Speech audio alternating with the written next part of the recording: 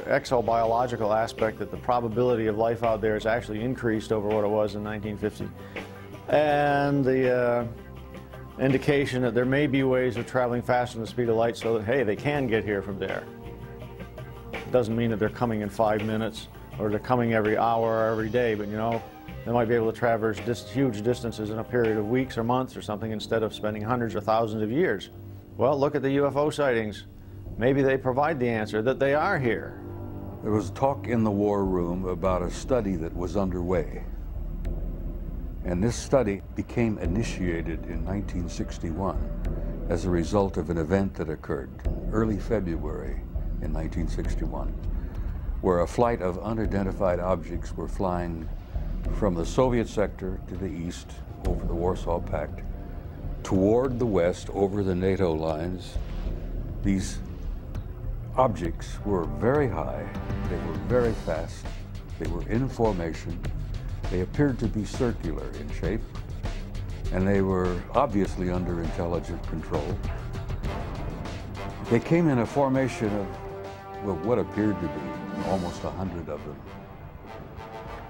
And they flew in formation at a high rate of speed from the east over NATO, over the Channel, southern coast of England, where they turned, flew north and disappeared from NATO radar over the Norwegian Sea.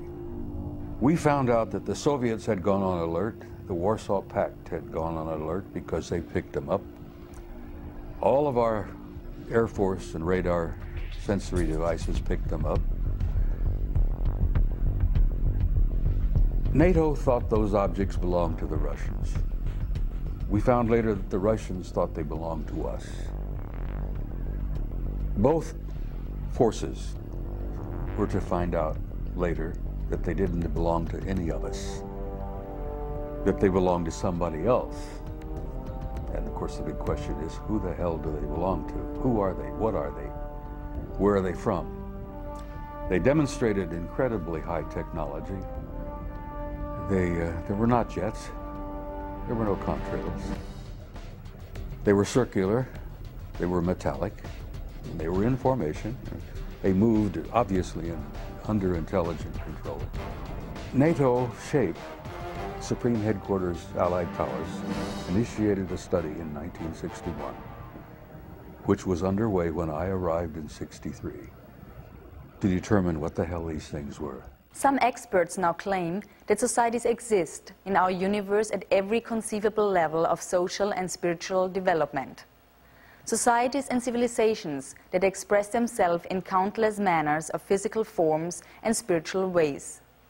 Have great wars and conflicts occurred within our own solar system? Does our true planetary past include rebellions and disputes that have raged throughout our heavens? In our distant past, have massive spacecrafts rained destruction down from the heavens, ravishing continents and destroying advanced civilizations? Genesis 6:1.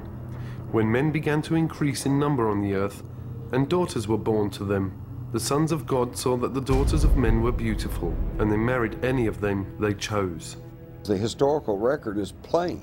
This has been a phenomenon that's been around since our recorded history. The Vedas, the Hindu Vedas, which are among the oldest writings in the world, talk about the flying Bhyamas and how that they were used to launch weapons and blow up cities and all this stuff. You know, again, we've got Ezekiel, and it just goes all the way back. So they've been here all along. If their game plan was like an Independence Day type invasion where they're going to blow up everything and eat everybody or whatever, it would have happened long before now. My main question was, is God out there too? If God's on this planet, is he out there too? And those questions were answered by reading the Bible. And that really set me on this journey to understanding the abduction phenomenon. What is the reasoning for this?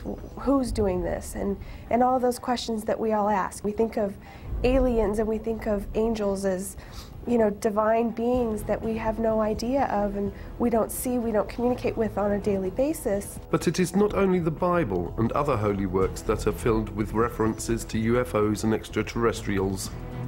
Drawings, paintings, stone carvings, and even coins reflect strange humanoid-like creatures and their flying crafts.